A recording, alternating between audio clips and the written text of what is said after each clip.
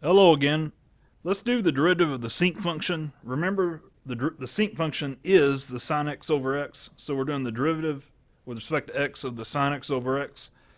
So we do low d high minus high d low over low squared. Guys, the derivative of x is just 1. So times 1 doesn't change anything, so that's just the sine x itself right here. And then the derivative of the sine is a cosine, so we got x cosine x minus sine x up here. And then low squared is trivially x squared. That's it. And for your homework or quiz, I'll let you do this guy right here and this guy right here. This is from the previous video. This is using what we just did up here. Okay. Now there's something I should point out here. This derivative exists as long as x. I'm assuming x is not 0 here. If x is 0, things are a little bit delicate. I can't use this. That doesn't mean the derivative can't be done there. It just can't be done this way. I would have to go in and use limits. We may possibly talk more about that later. But this is for every non-zero point. And throughout all these videos, I'm assuming the domain is appropriate, or else we couldn't even do calculus. Okay. Now at x equals 0 for the sinc. Now really at x equals 0, the sinc breaks away, remember, from sine x over x. Sine 0 over 0 is undefined. But we can smoothly define the sinc of 0 to equal 1, and we can do a derivative there, but we have to do it the old-fashioned way, pushing limits, and it gets a little bit involved. It's not a really hard problem, but you have to break away and do it the old-fashioned way. We may talk more about that later. So assume x is not 0 right here. And always assume that all domains are appropriate, okay, in any of these problems. Okay, now let's go down here. And here's another low d high problem involving trig functions. Again, low d high minus high d low over low squared. And again, high is the denominator, high is the numerator, low is the denominator. So high is the numerator, low is the denominator. So we get, so high is the numerator, low is the denominator. So low d high minus high d low over low squared. Now if you do the derivative of the cosine, that's the negative sign. And likewise, the derivative of a constant plus a cosine is the negative sign, because that constant 1 just gets killed. So we get negative sign here. Okay, and you know what? We have negative sign here. So let's see, we have 1 plus cosine times negative sign, and we have a negative cosine times a negative sign. But guys, a negative cosine and a negative sign just gives you a positive sine times cosine right here. So it's a plus sign after all. Now here, we distribute negative sign through, and we get negative sign and then minus sine cosine. But hey, we got plus sine cosine right here. This term kills this term. By commutativity, these terms within a negative are the same. They're the same term except they have opposite signs. You can just as well put the sine in front or the cosine in front here. Doesn't matter, by commutativity. So this term and this term kill each other, and we're just left with negative sine up top and 1 plus cosine squared on the bottom. Okay, so that turned out rather nicely. And for homework, I'll leave it for you to do this one right here. Okay. Now, this one right here, my font is really teeny tiny. Sorry, let's see if we can't get better font. Well, without skipping a line. Well, I may just have to. I don't want to use teeny tiny font. So I don't want to skip. It's a pain to get these lines aligned.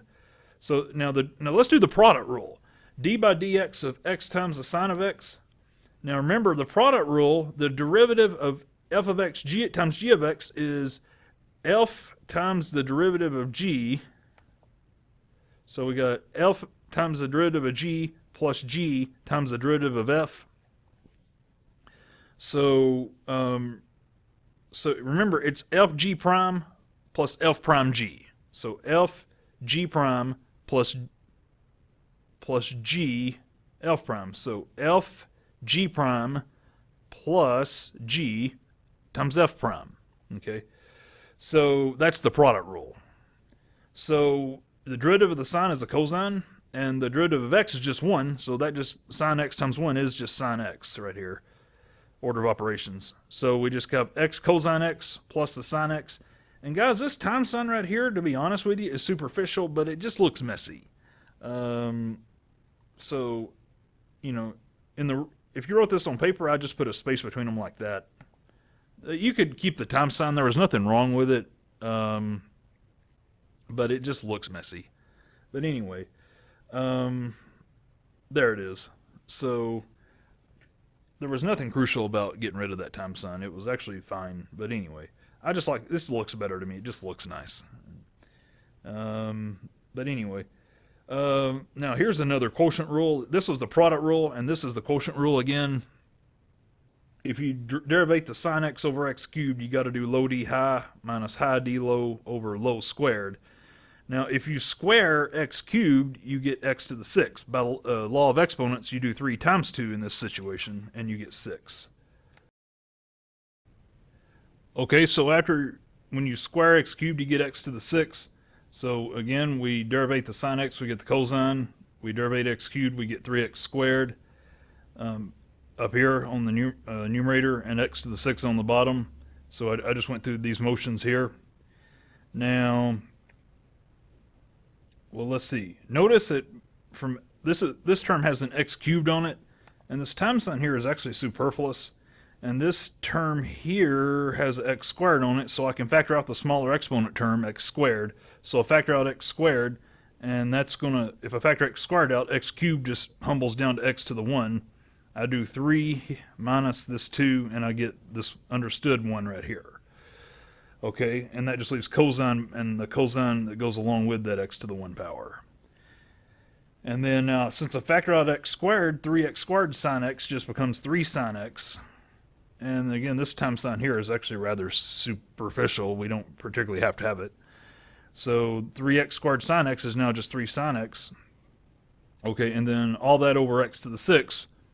But now, separately, after that, the next thing I'm going to do is see this x squared here and this x to the 6th here. Remember, 6 minus 2 is 4, and I get x to the 4th down here.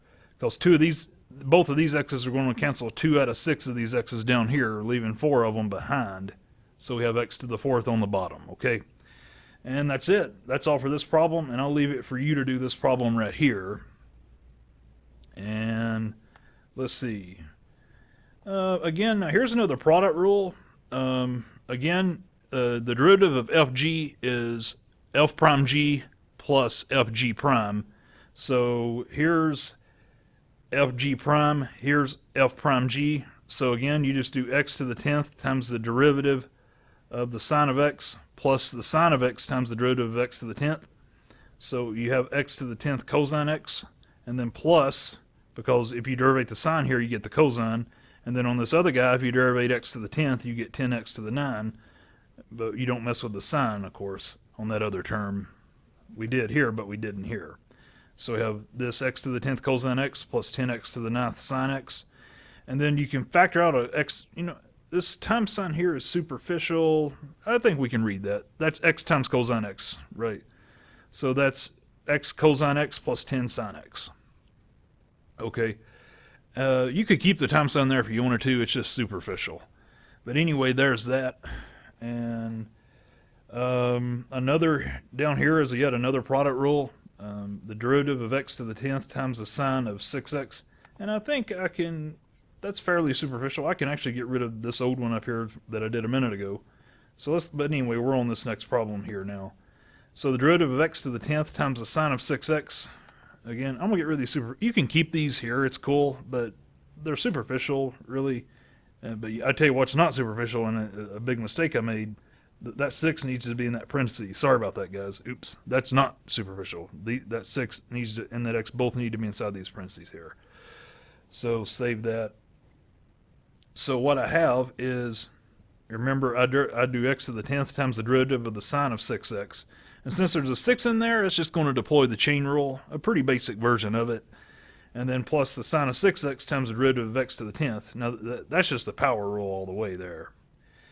So now, on this first one, I got to be just a little bit careful. If I derivate the sine, I get the cosine, but I got to go inside by the chain rule and derivate 6x. That's my u term. That'll give me 6 itself. So I got 6x to the 10th times the cosine of 6x. Okay, And then, well, now this other guy, now the derivative of x to the 10th is 10x to the 9th, and then I don't mess with the sine term this time. And really, that's pretty much it. That's the calculus is done. Now I'm gonna do the next step is just pure algebra. I'm gonna factor out 2x to the 9th, and that'll give me this guy plus this guy. And this times sign here is really superficial, so I'll get rid of it. Again, if you factor out 2x to the 9th, that's going to divide the coefficients by 2, and it's going to subtract 9 off of this exponent and off of this exponent. Well, that just gets rid of this x to the 9th completely for this guy, and you're just left with, you divide the 10 by 2 and you get the 5, and you're left with and here's the sine of 6x that goes there. You divide the 6 by 2 and get 3, and you subtract 9 off 10 and you get x to the 1, which is just x. This 1 is up here and understood. So that'll be all for that problem. And I'll stop the video here. Thank you guys. See you on the next video.